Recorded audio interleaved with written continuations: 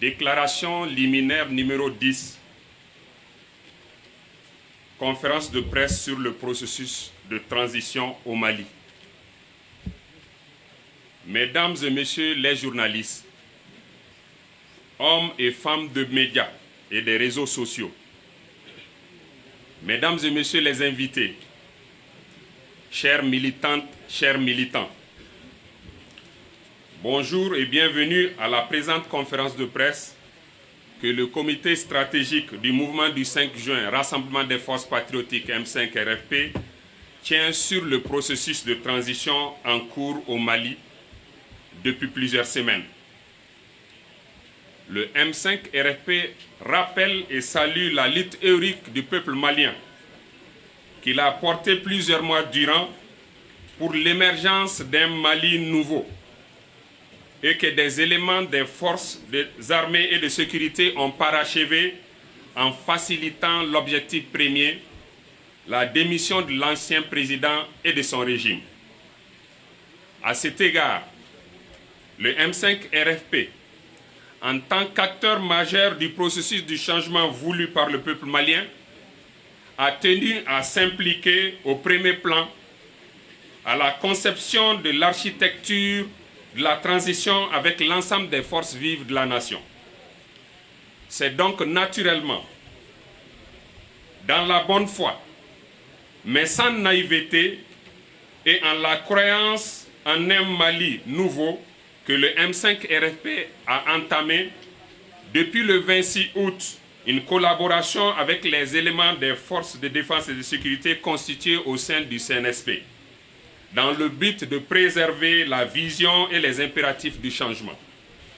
Car le M5 RFP sait qu'il n'existe pas de cas dans l'histoire où le changement a été réalisé par des personnes n'ayant pas participé ouvertement et à visage découvert à la lutte pour le changement avec tous les risques inhérents à un tel projet.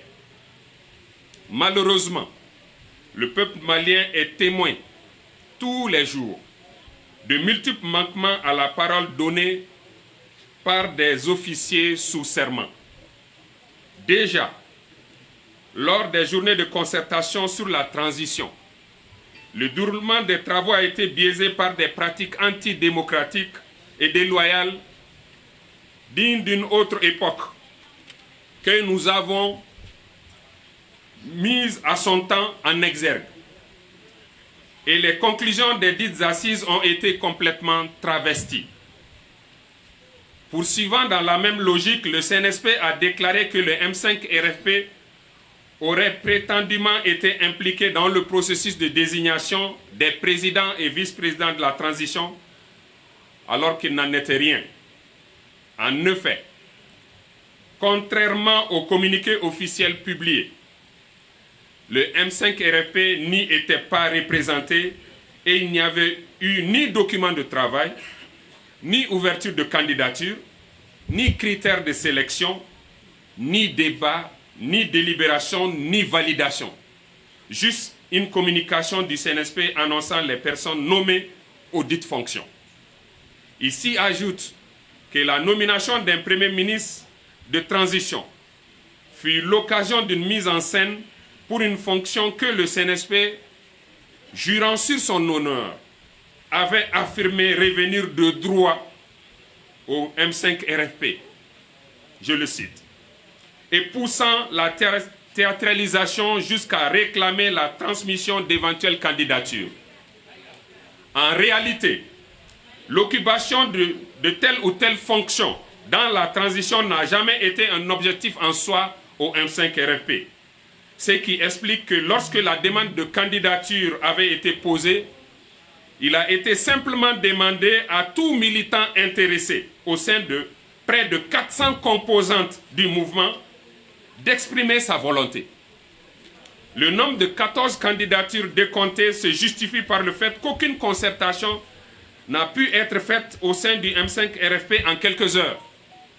Cet épisode a permis de mettre en nu le manque de sincérité dans l'intention déclarée de réserver au M5 RFP le choix du Premier ministre de transition.